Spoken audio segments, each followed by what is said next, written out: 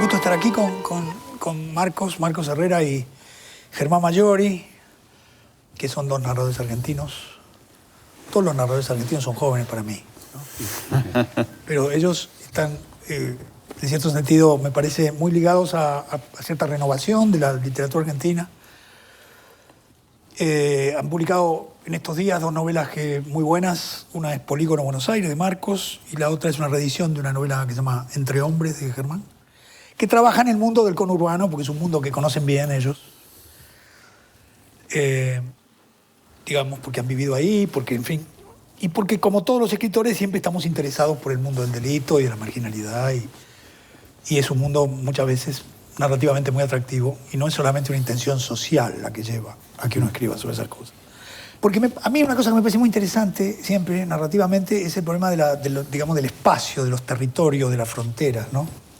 De los lugares que ya de por sí tienen una historia, ya de por sí están cargados con algo, ¿no? ¿Verdad? Ya desde el nombre. El conurbano funcionaría, ¿no? Claro, es el mismo lugar, digamos, o sea, lo que vos contabas del gaucho con respecto al orillero y la transfiguración natural que después sucede en la ciudad cuando viene la inmigración, que vos contabas. Es un personaje que ya a Borges no le interesa, a él como personaje, porque es por contemporáneo. A él siempre como que le gustan esos personajes que digamos, que llega tarde a los hechos. Él dice, yo siempre sigo las cosas después de haberla encontrado en los libros. Entonces habla de los gauchos y de los orilleros que ya se extinguen cuando él llega al barrio y lo recorre. Y los que son contemporáneos a él no le interesan, son los que toma arte, son las fieras, son esos tipos. Exactamente.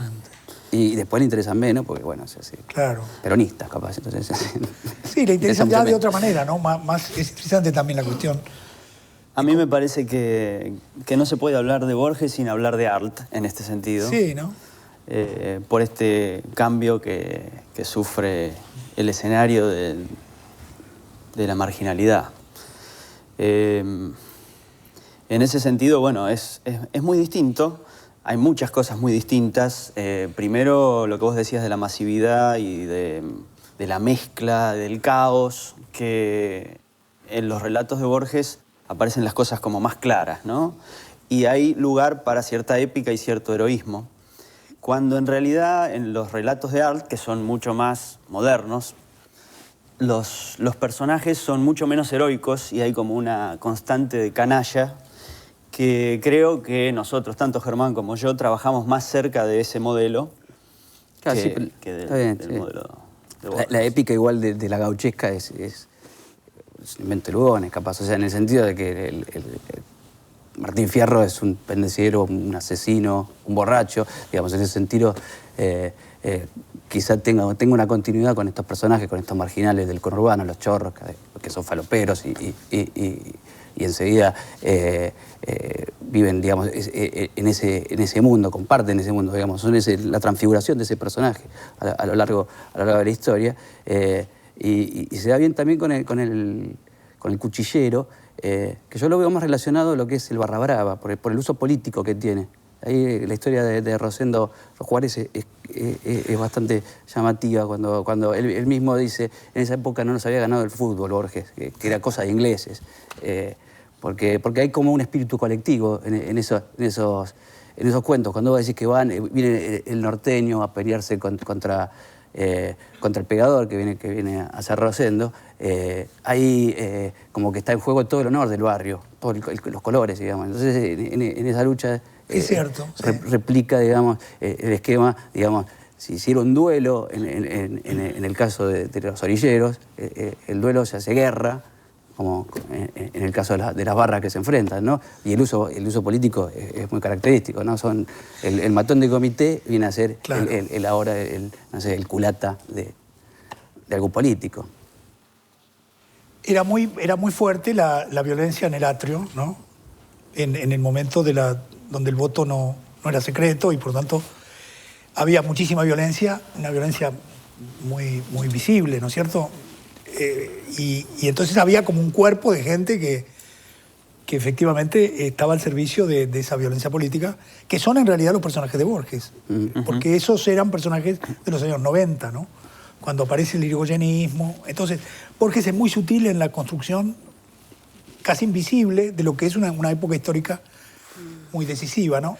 Entonces, es como si hubiese digamos, una cuestión territorial y zonas que son atractivas narrativamente, peligrosas imaginariamente, ¿no? Y la literatura siempre ha ido para ahí, ¿no? Siempre ha tratado de entrar ahí y ver qué era lo que era eso. No es solo una cuestión temática, me parece, ¿no? No. Porque decimos conurbano y no decimos un tema, decimos una región. Sí. Pero decimos un lenguaje también.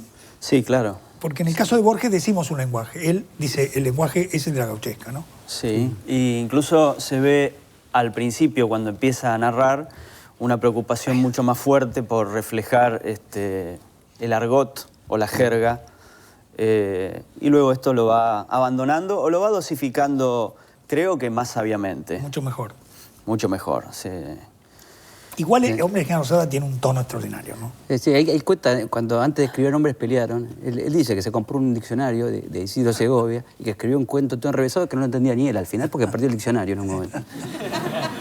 Incluso tiene algún ensayo en donde dice que hay que tener cuidado con el abuso Y bueno, en ese sentido, creo que todos los escritores nos preguntamos qué registros usar, ¿no? ¿Qué lengua utilizar?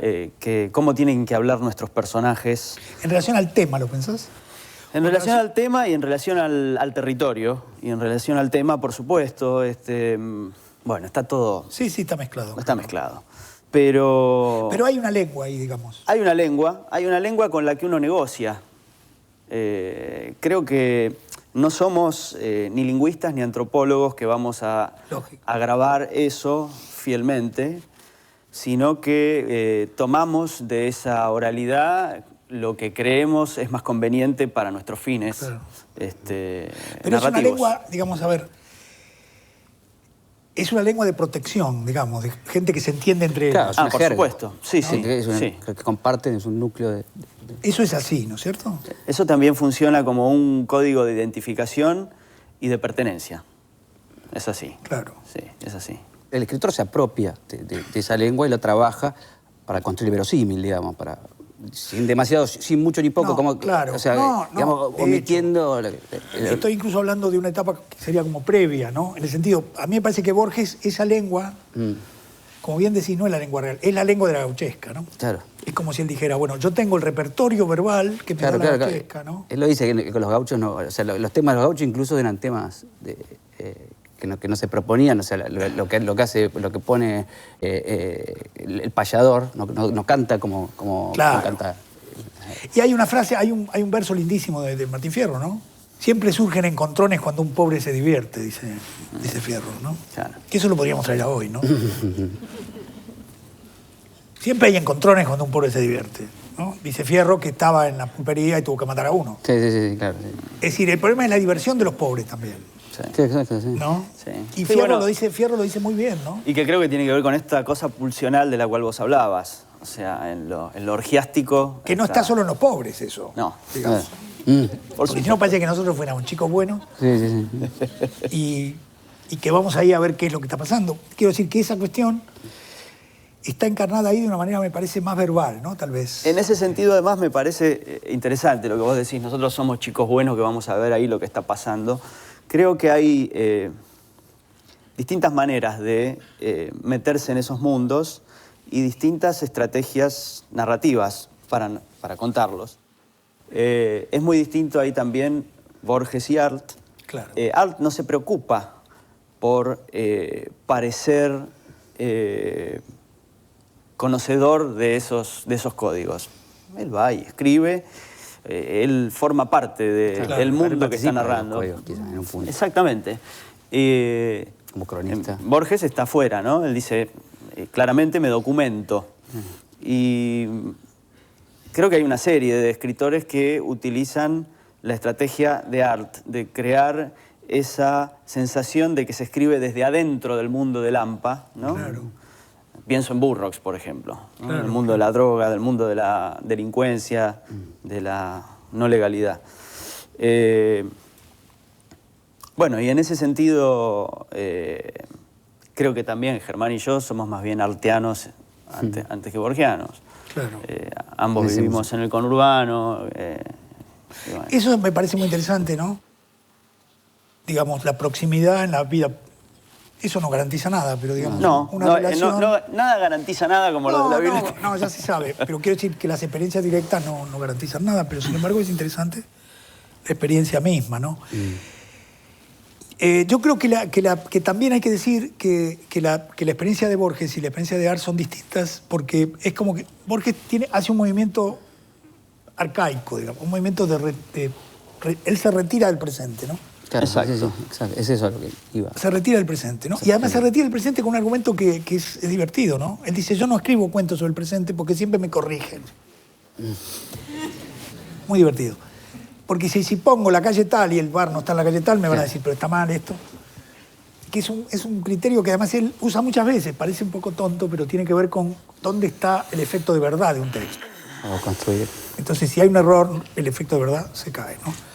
Y él dice, a José Hernández lo estuvieron todo el tiempo corrigiendo porque ponía mal el pelo de los caballos o no sé qué. Porque se equivocaba el pelo de los caballos. Sí. Mientras que Art no piensa en esas cosas, ¿no? El efecto de verdad que trata de construir no tiene nada que ver con el verosímil, ¿no? Al revés, claro, porque como vos decís, él entra a la cultura de la que se apropia, entrando, robando libros, y él lo que reproduce es al revés, lo que lee en esos libros de Rocambole, digamos. Claro. Por eso usa esas palabras, la fustán y qué sé yo. Y Borges tiene con Art una relación, por supuesto, muy contradictoria, y en general Borges siempre sabe quiénes son los escritores importantes y siempre los maltrata, ¿no? Maltrató a Marcelo Fernández, maltrató a Oliverio Girondo, maltrató a Horacio Quiroga, y también maltrató un poco a Roberto Art, ¿no? A Oliverio Girondo además creo que lo maltrata porque Girondo le saca a Nora Lange. Bueno, eso sí. En una fiesta. Eso seguro. Eso no lo había pensado. No, yo creo que lo maltrata, tenés razón. No, lo maltrata porque es el poeta. Claro. Oliverio es el poeta y Horacio Quiroga es el cuentista. O sea, cada uno de ellos tiene un lugar que Borges quiere también ocupar. Es una competencia. De un modo secreto hay algo de eso, ¿no? Sí. Pero, sin embargo, él le reconoce a Art, él cita una cosa de Art que está muy bien, él dice que Art le dijo que no tenía tiempo, estudiar lunfardo, porque se había criado entre malandras y que no tenía tiempo. Entonces, quizá la cuestión del territorio y del lenguaje serían como puntos de continuidad, más allá de las decisiones que tome cada escritor. Sí, por supuesto. ¿No es cierto? Sobre cómo hacer eso, ¿no? Me parece más una cuestión de no sé cómo llamarlo, de desplazamientos que de temas. Bueno, muchas gracias. No, gracias. Muchas gracias y un aplauso para los chicos.